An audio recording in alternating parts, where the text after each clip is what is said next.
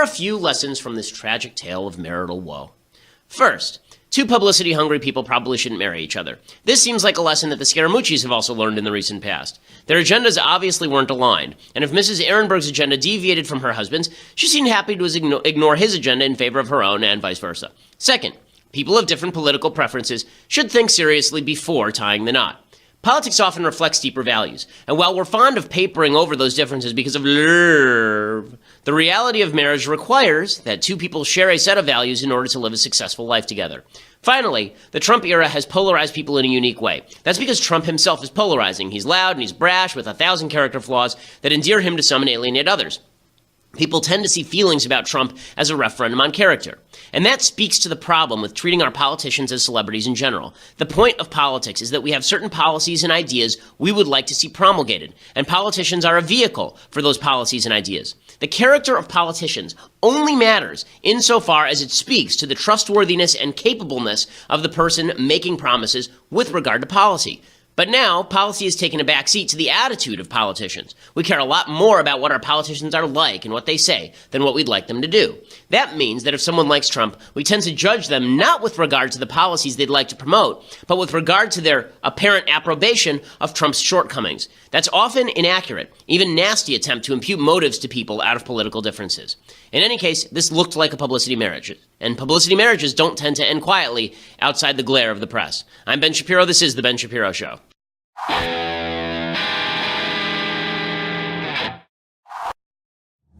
Oh, there's a lot happening in the news. I'm still a little bit wiped out, to be honest with you. We had a debate with Cenk Uygur last night at, I'm still bad with his last name, but it was a lot of fun over at Politicon last night. Huge crowd, like 3,000 people. We had to move the auditorium, mostly fans of the show, fans of mine. It was great. Thank you all for coming out. Really appreciate it. We did a Q&A as well. That was fantastic. 800, 900 people showed up, standing room only. There's a real hunger, I think, for politics and for truth-telling and honesty in politics, and I really do appreciate that that's the case. It was actually a really good debate. It was a substantive debate. I was not expecting it to be honest with you. I thought that it was going to devolve into name-calling and nastiness because I'd seen Cenk's debates with Ann Coulter and Dinesh D'Souza the last couple of years.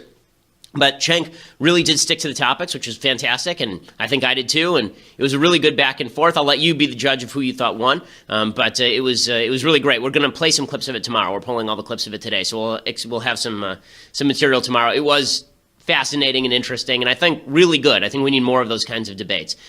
Also, we're going to get to everything Trump-related, the replacements in the cabinet, where he stands, what happens with tax reform, what's going on with Trump care, a lot to go through there. But before we get to any of that, first, I want to say thank you to our sponsors over at Birch Gold. So, you look at the market right now, a lot of people think the market is in a bubble. The Wall Street has been climbing and climbing and climbing and climbing. And any uncertainty in the market means that there might be a plunge or a collapse. If that happens, you're going to be grateful that you put some of your money in precious metals. This is not to say that you shouldn't invest in stocks or bonds. Go for it. But you should at least have part of your portfolio in precious metals because it is a hedge against inflation, against economic vicissitude, against bad things happening all over the world, which could impact the economy. That's what precious metal ownership is all about. That's why you should go over to birchgold.com/Ben. That's birchgold.com/Ben. You get a comprehensive 16-page kit revealing how gold and silver can protect your savings, how you can legally move your IRA or 401k out of stocks and bonds and into a precious metals IRA with no tax consequences. So that's pretty awesome.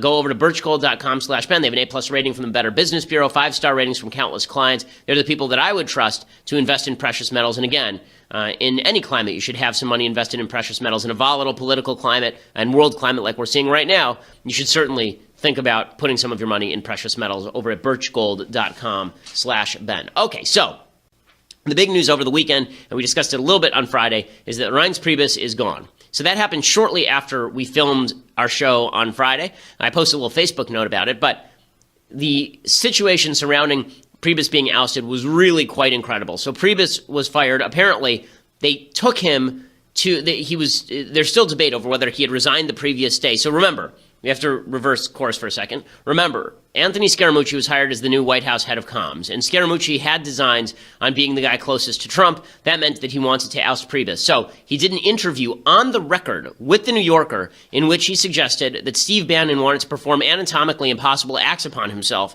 and suggested that Reince Priebus was a paranoid schizophrenic who was always afraid someone was out to get him. It turns out someone was out to get him.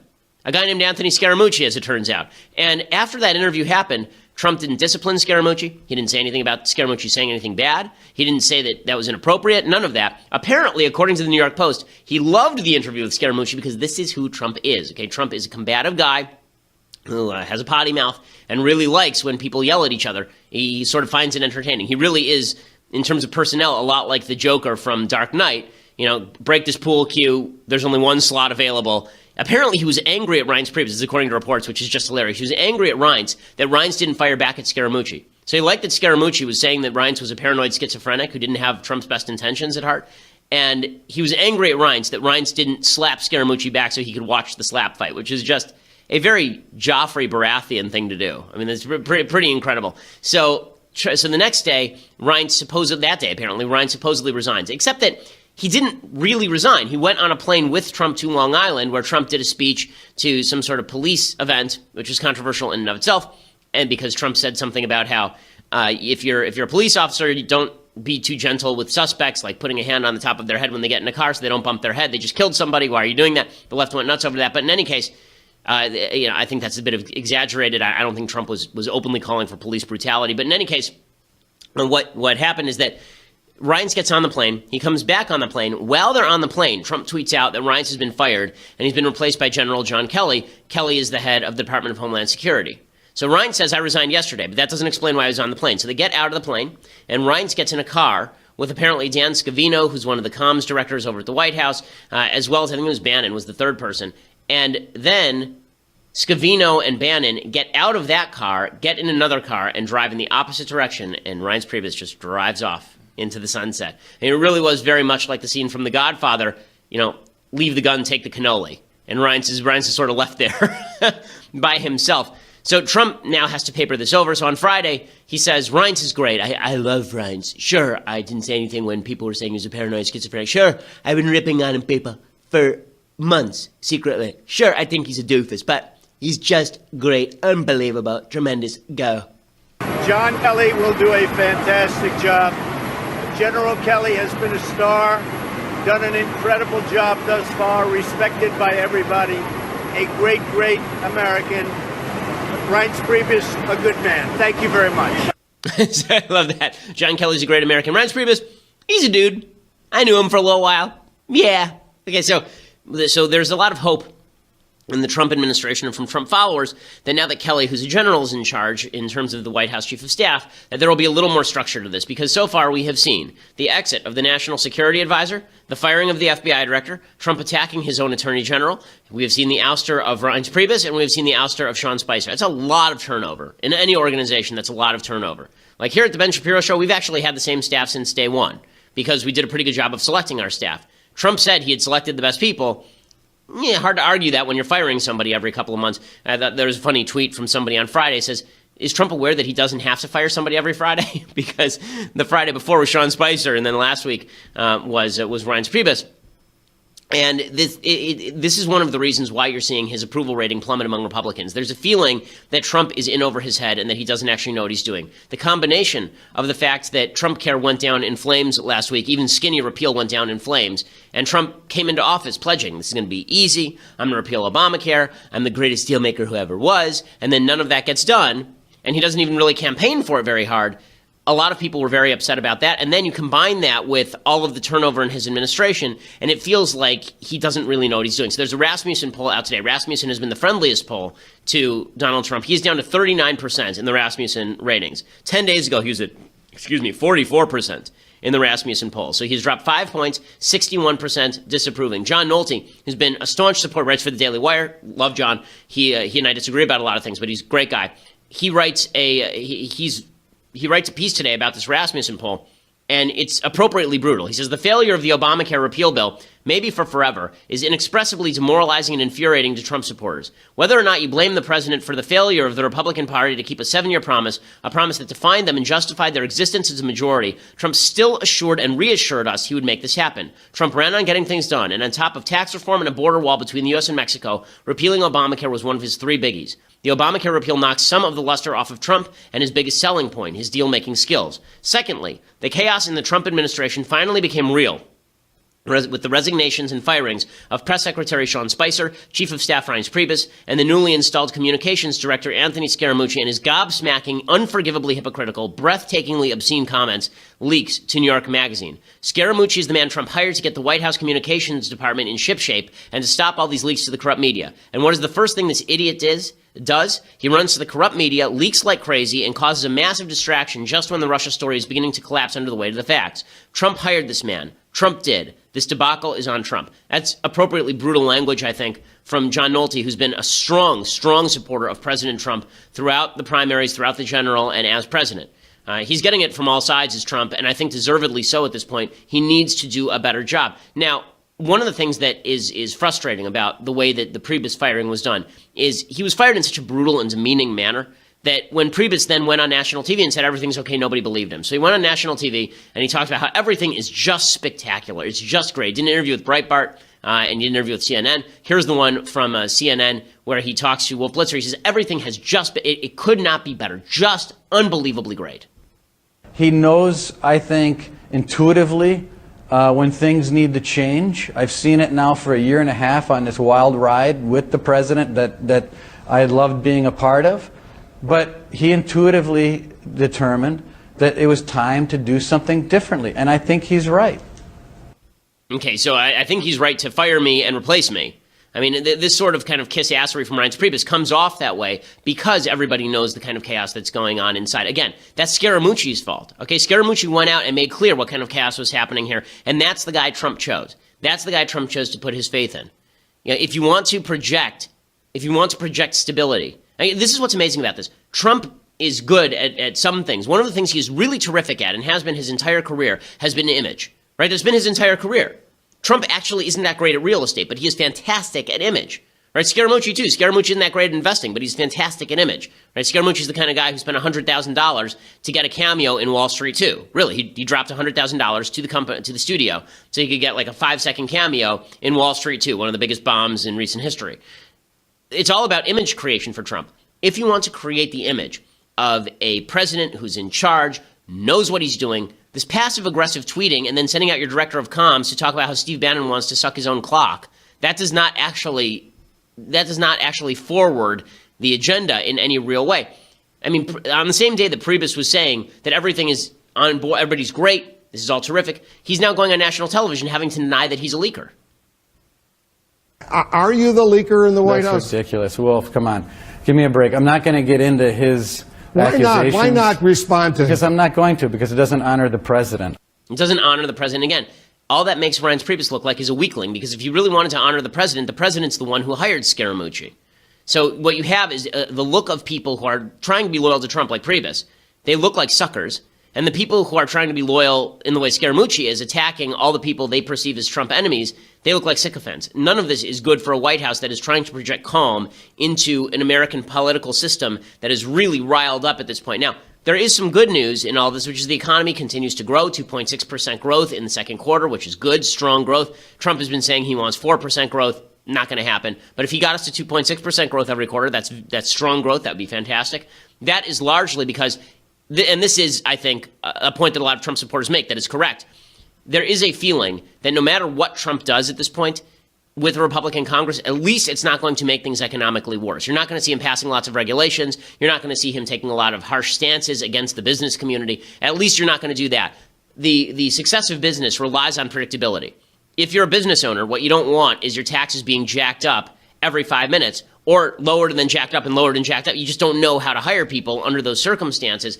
Trump, even his incompetence, provides a certain level of stability because you know that nothing is going to get done. So you may as well assume the system that's in place now is the system that's going to be in place 6 months from now. But in terms of foreign policy, this does have some real ramifications, which I'm going to talk about in just a second. But first, I want to say thank you to our sponsors over at Realty Shares. So if you are looking into investing, and one of the places you want to invest is in the real estate market, but you don't know that much about investing in the real estate market, you should take a look at Realty Share. So what Realty Share does is, if you're an investor who wants to get into real estate, but you don't really have tons of capital, you don't have like 50 grand lying around, but you have $5,000 lying around and you qualify, they give you a list of projects in which you can invest. They look at the projects, they vet the projects, and then they will allow you to invest along with other people. Basically, you pool your money and you get involved in these much bigger real estate projects. If you want to use your money to make more money, the best thing that you can do is invest it. I mean, leaving your money sitting in the bank is a complete waste of time and money. You should be taking it out. You should be using it to build business.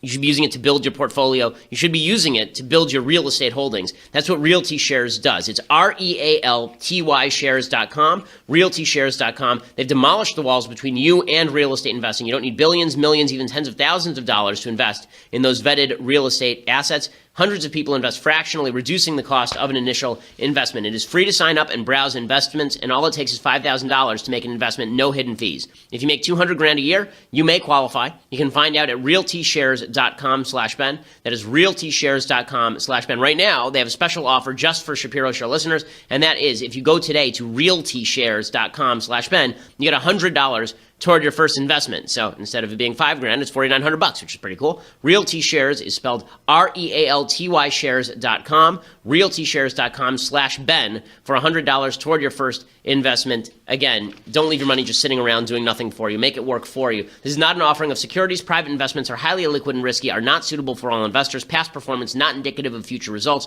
Securities offered to accredited investors through North Capital Private Securities, member FINRA SIPC. Okay, so go over and check it out, realtyshares.com/Ben. Okay, so as I say, the chaos, when it's being shrugged off, but there's just more evidence of chaos, it makes people feel discomfited. We've heard now for well over a year that there was going to be a reset at some point that was going to make people feel solid.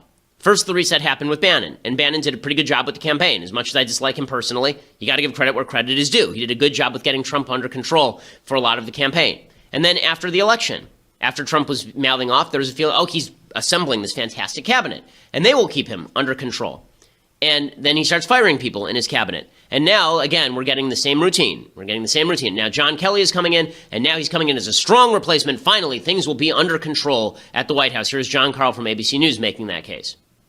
He comes in as a much more powerful chief of staff than Reince Priebus ever was. If you remember, Martha, when Priebus became chief of staff, he was announced along with Steve Bannon as the chief strategist, with Jared Kushner as a senior advisor. Now, the power of all three positions, theoretically at least, will reside with General Kelly. He will have authority that Reince Priebus never had. But as you know, the issue throughout these first 6 months is that the real chief of staff in that White House has been Donald Trump. So the question is whether or not he will truly cede that authority to General Kelly and if he'll listen to him. So that is the question. Apparently, General Kelly was told by his wife, do not take this job, do not do it. And the early rumors were that everything was going to run through Kelly now.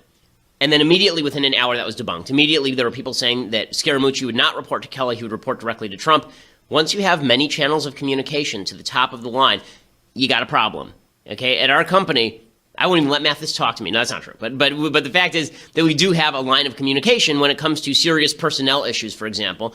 You go up the chain. This is true at any company. Okay, the idea that you can have everybody going to the boss with everything leads to chaos inside the administration. This is an administration that needs solidity right now because they are not getting a lot of policy wins. And so the feeling of chaos has ramifications. One of those ramifications is that you are seeing America's enemies feeling emboldened. There are a couple of things that have happened in the last 2 weeks that make America's enemies feel like they might be able to get away with something. The first thing I think that happened is Trump attacking his own attorney general but not firing him. I actually think that it's not just the attacks on Sessions that are bad, but if you are going to attack your own AG, you need to fire him. Okay, you need to demonstrate that you are a strong guy, not a weakling who just whines about the people he works with. Okay, I don't go around the office whining about the people who work for me. If I don't like them, I fire them. That's what bosses do. Okay, if Trump is the biggest boss in the world, which he is, then if you are Trump and you don't like your AG and you keep him around, that makes it look like you do not have a credible commitment to actually carry through your commitments. That's why Vladimir Putin now starting to get aggressive. He expelled, I think, 755 American diplomats over the weekend. North Korea fires off another missile. They say this is an ICBM that is capable of hitting large swaths of the United States. We're seeing America's enemies begin to get more aggressive. And here's the question. Is this a White House that is prepared for disaster? Is this a White House that is prepared for bad things to happen? Remember, with all the chaos, with all the tumult, with all of this happening, nothing externally bad has happened to the Trump administration. The economy has been very solid. The economy has been very strong. On the foreign policy sphere, no major moves have actually been made. Vladimir Putin is not making major moves yet. China is not making major moves yet. Everybody was trying to figure out, is Trump bluffing? Or is Trump really a crazy guy who might do anything? Yeah, after Syria, after Trump hit Syria with a missile, there was a feeling like, we just can't predict this guy. He might go nuts and he might fire a missile. Now it looks more like what Trump is actually very predictable. He's not unpredictably crazy, which might actually be a good thing. This is one of the cases for Trump on foreign policy. But he might actually be super predictable. That is, he has a knee-jerk response to aggression, which is he fires a missile, but then he chickens out. Then he decides, you know what? I can't do anything here. I don't want to risk my own image and political capital to do anything. And you could see America's enemies start to take advantage. That's why Mike Pence was flying over to a lot of the NATO countries, trying to reassure them that they were protected from Putin. If I were a NATO country right now, I would be a little less sanguine about the prospects that President Trump would intervene should Russia start to actually get aggressive in any serious way. Trump is the image of the presidency matters. That's why people elected Trump. They elected Trump to be the image he was on TV, the strong, powerful leader, right? This is still his image according to polls, the strong, powerful leader who's effective at what he does. Right now, he has not been effective. Right now, he does not look strong. Right now, he looks like he is presiding over a chaotic household. He looks like a stepfather in a chaotic household where no one knows where dinner is coming from the next night. That is not what you need from the President of the United States. It has some predictable effects for healthcare as well. We'll talk about that in just a second. But for that, you're going to have to go over to Daily Wire and subscribe. So for $9.99 a month, you too can be a subscriber. Over at the Daily Wire, you get the mailbag, you get the rest of the show live. We are not just an audio show, we are a video show, so you can see the show. You're going to want to see the rest of today's show, but you're really going to want to see tomorrow's show because I'm going to show clips of my debate with Cenk yesterday, which was just great. You're going to go over and subscribe. You get my show. You get Andrew Klavan's fantastic show live on video. You get to be part of his mailbag. You get the Michael Knowles show, which premieres today, God help us. And we'll find out how that goes. But you can see the disaster unfold in real time if you subscribe right now at $9.99 a month. Or you can get the annual subscription for $99 a year. For $99 a year, it is not just that you get all those other things, as well as the website ad-free. You also get this magnificent, incomparable, unbelievable, spectacular leftist tears tumbler, etched in beautiful silver from Daenerys Targaryen's dragons, right here onto the tumbler. It says, leftist tears, hot or cold, is something that you will treasure forever. It will, in fact, as I've said before, if ever again Indiana Jones has the capacity to choose a cup from among many to be the Holy Grail, even though he knows his face will melt off if he chooses the wrong one, he would be unable to not choose this particular leftist tears tumbler. So you can get that for free when you subscribe. Get an annual subscription for $99, or just listen later at iTunes or SoundCloud. Leave us a review and subscribe. We always appreciate it. We are the largest conservative podcast in the nation.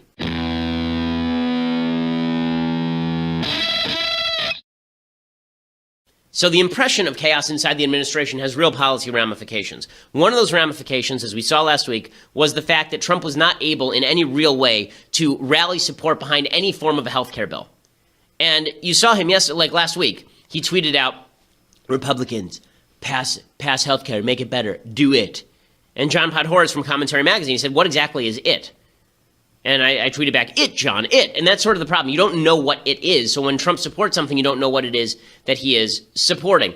And so I think Trump actually made a bit of a boo-boo. So Trump has been saying openly and publicly, we need to let Obamacare implode, let it collapse, let it implode, let it collapse, let it go down in flames. He's actually not wrong. Okay, Obamacare is a crappy scheme. Obamacare is a garbage scheme. But the idea that you are going to let Obamacare implode, that's something you don't say out loud. That's something you say in strategy sessions. So to give you a point of contrast, go back to 2013. Ted Cruz says we're not going to fund Obamacare from the congressional side, and we're not going to pass a budget that includes funding for Obamacare. And Obama says, fine, I won't sign a budget that doesn't include funding for Obamacare. So what does Obama do? Right, the government shuts down, and it turns out when the government shut down, nothing bad happened.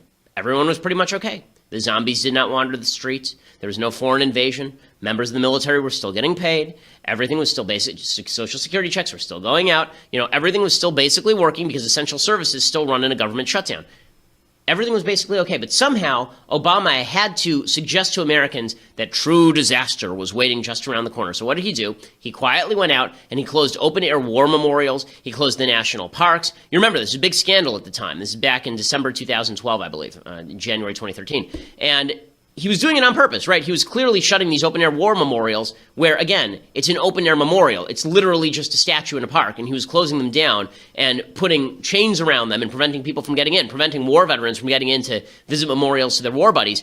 He was doing all of that in order to up the pain factor, and we on the right were going nuts. I remember we were saying, he's doing this on purpose because he's trying to make something that isn't that bad into something that is absolutely terrible so that he can put pressure on the American people, and that's gross.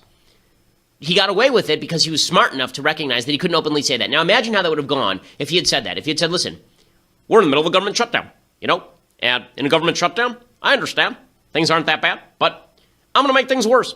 I want you to feel the pain. And if you feel the pain, I think that you will be more likely to support my agenda. It would have undercut his agenda, right? We all would have gone, that's kind of a douchey thing to do, right? Like, we all would have said, that seems kind of yucky. So that's what has to happen with Obamacare. So what Trump really should be doing right now, he should be saying, look, the Obamacare structure is unworkable. We're seeing in many, many states, Obamacare exchanges don't have even a single provider. The individual market is being crushed by the weight of these regulations. And President Obama was signing over illegal subsidies. He was trying to buck up he was trying to fill in the gaps in his own crappy plan by doing something illegal. And I don't care what the Supreme Court has to say about this. There's nothing in Obamacare that allows me legally to give funding to these insurance companies. And so I'm not going to give funding to these insurance companies. If states want to fill in the gaps, that's their business. But Democrats need to relieve the regulations. If the prices are going up, that's because I am unwilling to cheat. I am unwilling to spend money that is not allocated by law in order to prop up a Democrat's crappy system. I'm not going to do that because that crappy system is foreclosing us from having a better system. And if Democrats want this system to continue sucking, then it's on them. It's not on me. I'm just following the law as it's written. And I'm not going to participate in bailouts just because the Democrats want me to. So that's what he should say. Here's what he actually says, which is saying what his actual strategy is, maybe in his own head. Now, the last part, by the way, everything I just said is true, right? That wouldn't even be him lying. All of that is true. But instead, here's what he says. Women of ICE are turning the tide in the battle against MS-13. But we need more resources from Congress, and we're getting them. Congress is actually opening up and really doing a job. They should have approved health care last night, but you can't have everything. Boy, oh boy. They've been working on that one for 7 years. Can you believe that? The swamp. But we'll get it done. I said from the beginning, let Obamacare implode and then do it. I turned out to be right. Let Obamacare implode. Okay, when he says that, it sounds like he is now taking ownership of Obamacare imploding, right? That's like the case where, okay, there's a person who's drowning in a river. And you say, okay, well, how can we save that person? There are two ways to save the person. One is there's a person who's a better swimmer than you, and you need to incentivize that person to go swim. So you say, listen, I can't do it, right? I'm not capable of actually saving that person. I can jump in the river, but I can't save that person. There's no way for me to save that person. You should go do it. Or we can work together, and we can go out there together and try and save that person, right? Or what you could do is you could say, let him drown. Let him drown. The problem with the PR for let him drown is it sounds like you're okay with letting people drown, right? And this is what Democrats are going to do. This is a campaign ad for Democrats. Okay, what they're going to do is they're going to cut let Obamacare implode with the rising premiums. Now they're going to say the rising premiums are Trump's fault because he could prevent this, but he's not going to prevent this.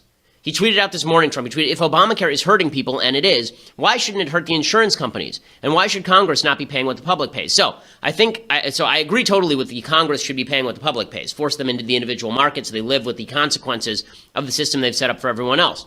Totally fine with that. But why shouldn't it hurt the insurance companies is a Bernie Sanders argument. That is not a conservative argument.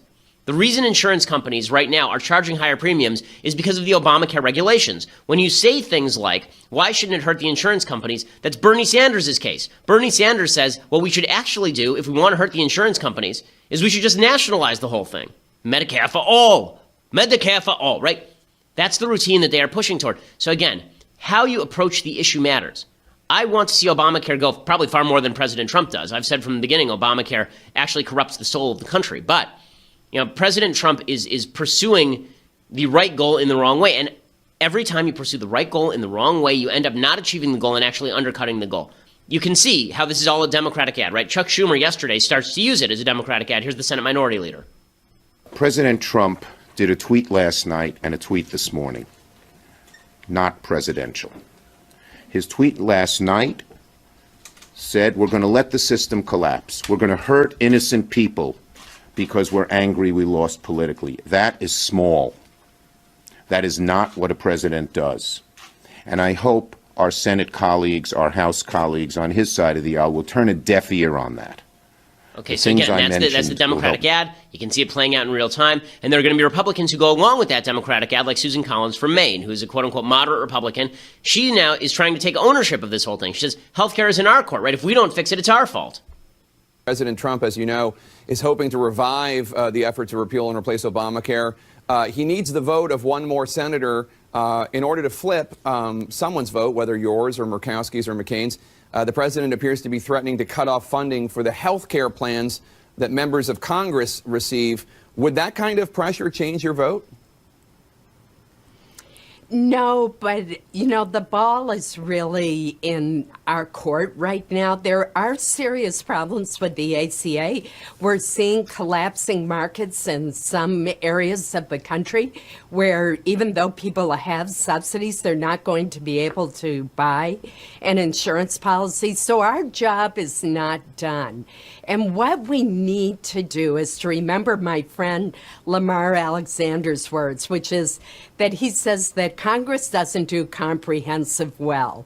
We need to go back to committee, to the Health Committee. So what he's doing, so is Trump Committee. really driving a unified health plan from the right and the left? Is he really doing that? Or is what he's doing actually creating an opposition to himself from the quote-unquote moderate Republicans like Susan Collins and the left that's going to blame Trump for everything now?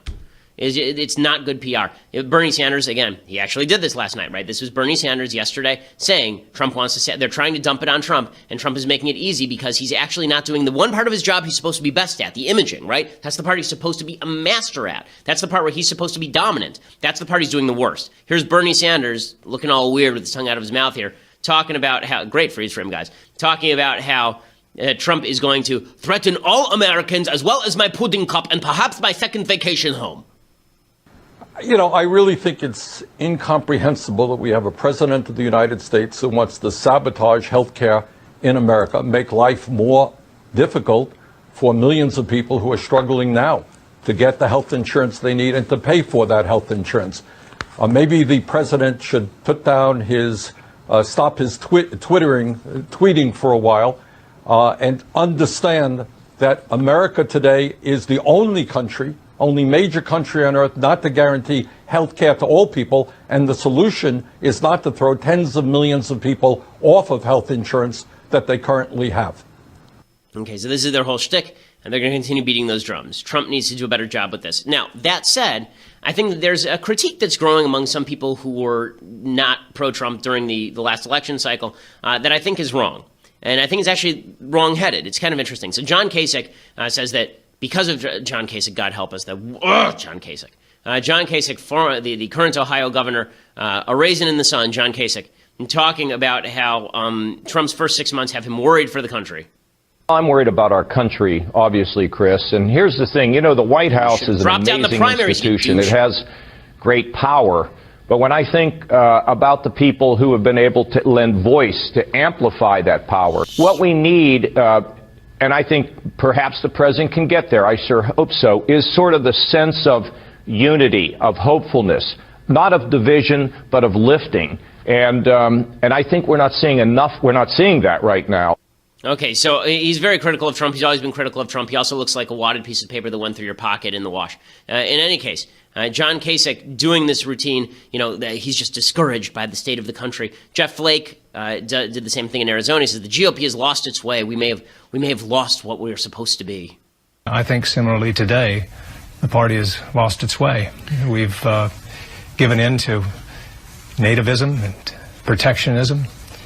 And I think that if we're going to be a governing party in the future and a majority party, we've got to go back to traditional conservatism, limited government, economic freedom, individual responsibility, respect for free trade.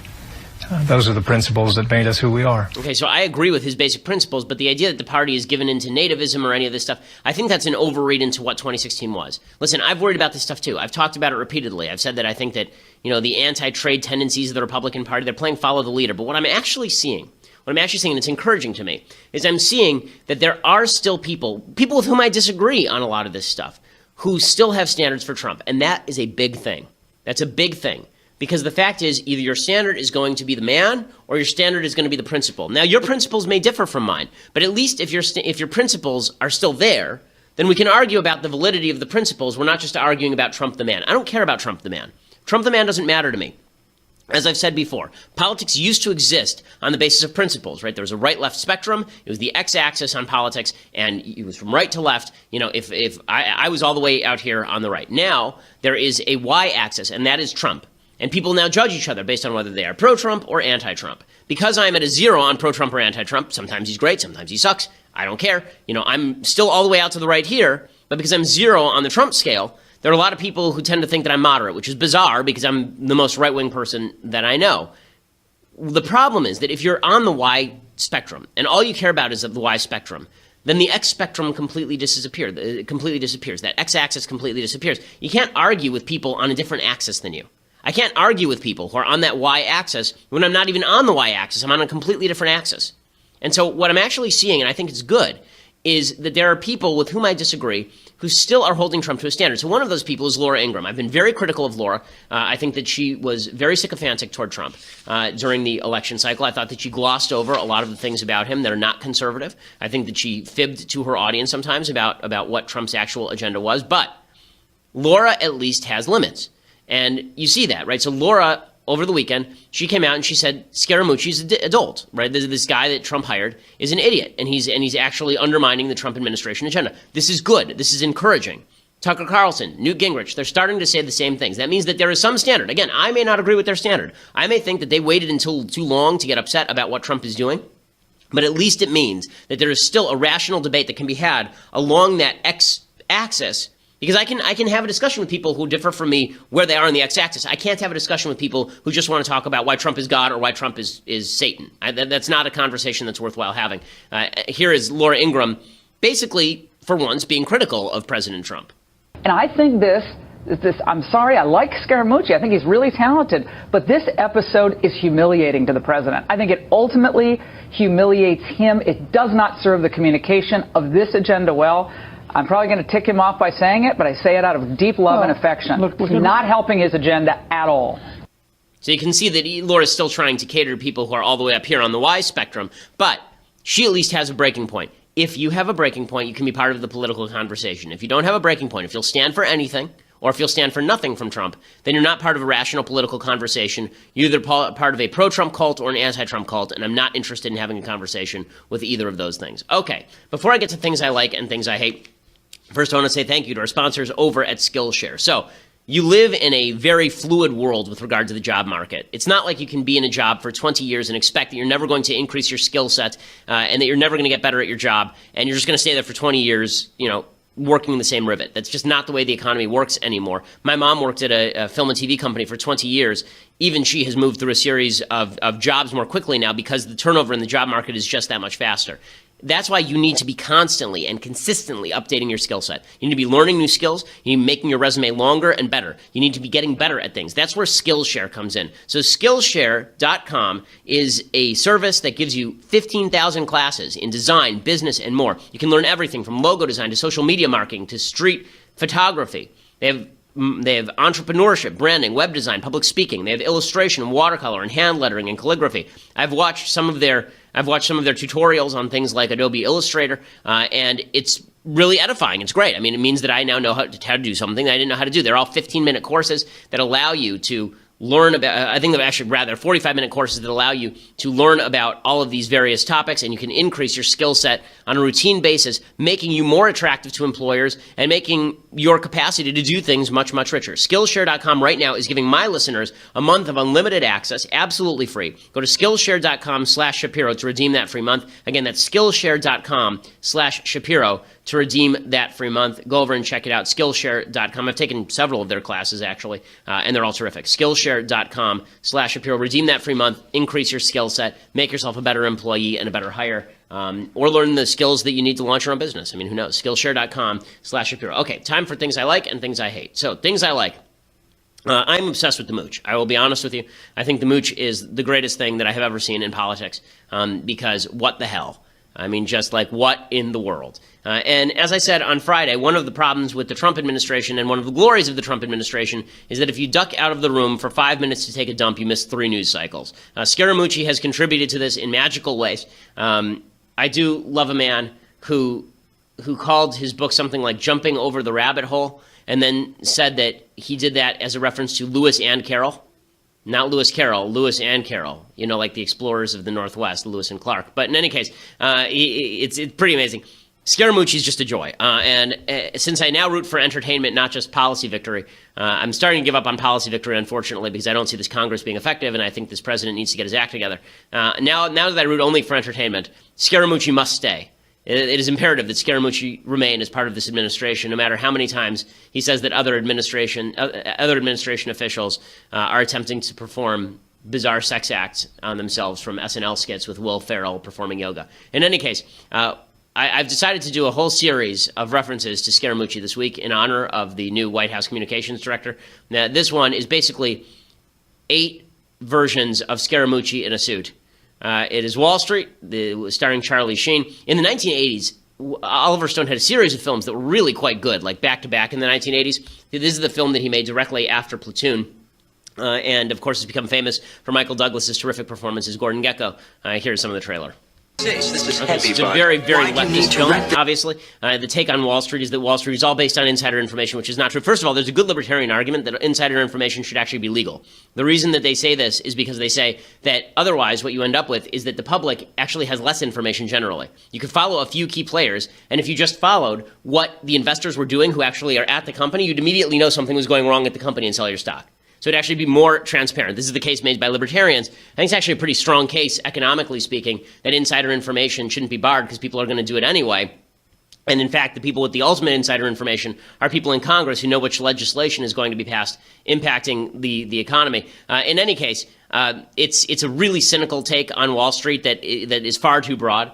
The truth is that the vast majority of stock pickers do not actually outperform the market. One of the great myths of stock picking is that if you invest your money at Goldman Sachs with a particular trader, that guy's going to be just a wild success for the next 10 years. The number of people who have been wild successes, who outperform the market, who pick stocks, just they're great at picking stocks, really, really low. The market is highly transparent, and it is very difficult to beat the market. The idea that you can just beat the market is you may do it on a one-off basis, but doing it repeatedly is nearly impossible. But the film itself is really good, and it's funny because Gordon Gekko is supposed to be the villain, but his greed is good speech, which is basically sort of an Ayn Rand take on economics. Not a bad summary of Ayn Rand's objectivism, and actually true. One of the things that's really funny about this is that they make out this movie. I could do a whole shtick about the economics of this movie, but they make out the unions as the great winners in all of this. Okay, the unions in this case. One of the things that happens in this movie is that the union, which is run by Charlie Sheen's dad, Martin Sheen, in the film, is trying to bargain with an airline. The airline is losing money, and the unions are still trying to claw for their piece. Now, he makes the unions a lot more conciliatory than they actually are in real life. But Gordon Gekko looks at this and he says, okay, well, I'll buy the airline. I'll gut the airline. I can sell it off for pieces. It's cheaper to do that, and I'll make more money that way than bargaining with these unions. And instead of you saying, well, maybe the union should cut a better deal with management in order for them to operate an airline at a competitive price, right, and stop losing money, it makes you feel like he's the bad guy for coming in and buying a company and then redistributing the airplanes, basically selling the airplanes to more efficient companies. But from the perspective of the consumer, what Gordon Gekko does is better from the perspective of the consumer than what the union is attempting to do in Wall Street. It's an interesting counter. Like if you watch it and then do the economic counter to it, it's actually a really interesting analysis. But it's kind of cool. Oliver Stone, who is a complete nutjob, is a super talented director. He made Salvador with James Woods, which is a very good movie. The next movie he made was Platoon, which is a very good movie. The next movie he made was Wall Street, which is a very good movie. The movie he made after that is Talk Radio, which is a very good movie. And they made Born on the 4th of July, which I'm not a big fan of, and The Doors, which I'm not a big fan of. They made JFK, which again is propaganda, but it's a very good movie. Talent, as Andrew Klavan likes to say, talent falls equally on the good and the evil. Oliver Stone is not a good man. He's backed for years the Hugo Chavez regime in Venezuela, which is now garbage. But it's pretty. He is a talented filmmaker for sure. Okay, time for some things that I hate. Okay, so first thing that I hate, there's this run-in between Chris Christie, the governor of New Jersey, and a Cubs fan. He's at a Brewers-Cubs game, and Chris Christie's getting a lot of crap for this. But that does not seem appropriate to me. Here's what happened. Appreciate that. What did he say to you? Huh? There was a Secret Service right there. What did he say? I don't know. You want to act like a big shot? So that Cubs fan basically got owned by Chris Christie. So as Chris Christie was walking through, the Cubs fan started heckling him. He yelled his name. Apparently, the guy said, I yelled his name and told him that he sucked. I called him a hypocrite because I thought that it needed to be said. Again, I think it is one thing for Chris Christie to catch a ball at a Mets game, which I liked last week, and then he got booed, which I thought was just generally hilarious. But don't, harass the guy on a personal level, okay? As somebody who is in public a lot, it would be very irritating to me if you just heckled me on a personal level. I'll live with it. It's fine. It comes along with the territory. But for people to be getting all over Christie because Christie went to him and said, you're a big shot before walking away from the fan, I can't get on Chris Christie's case for that. I really can't. And people are all over him for it. Not so much. Okay, the other thing that I hate today is J.K. Rowling. People are so eager to nail Trump that they are just saying things about him that are plainly untrue. So there was a video of, it looked like a kid in a wheelchair trying to shake Trump's hand and then Trump not shaking his hand. But the problem is that that's not true. Trump spent more time with the kid in the wheelchair than anyone else. There's actual video of Trump with the kid in the wheelchair, and it's obvious that he's not ignoring the kid in the wheelchair. But that didn't stop J.K. Rowling. Do we have the video? So this is the actual video of Trump with the kid in the wheelchair.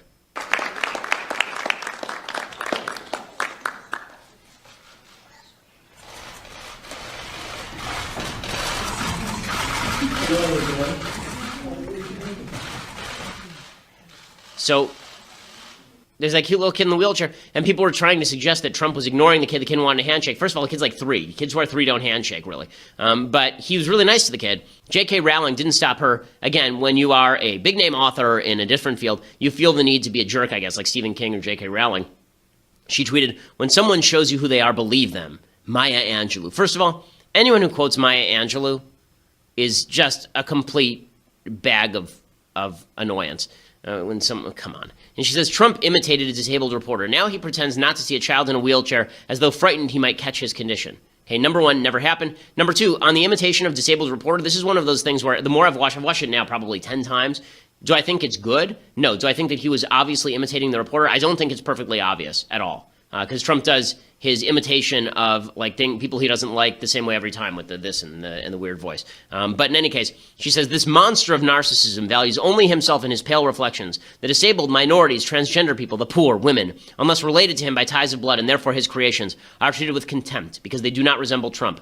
My mother used a wheelchair. I witnessed people uncomfortable around her disability, but if they had a shred of decency, they got over it. So yes, that clip of Trump looking deliberately over a disabled child's head, ignoring his outstretched hand, was touched me on the raw. That man occupies the most powerful office in the free world, and his daily outrages against civilized norms are having a corrosive effect. How stunning and how horrible that Trump cannot bring himself to shake the hand of a small boy who only wanted to touch the president. Yeah, except that that's a bunch of absolute garbage. That thing has 58,000 retweets and counting. Actually, I'm sorry. The first one with Maya Angelou has 162,000 likes. So it just shows you how eager people are to confirm their biases about particular people, including Trump. Listen, you can be critical of Trump. I'm highly critical of Trump. But that does not mean that you get to make crap up about him.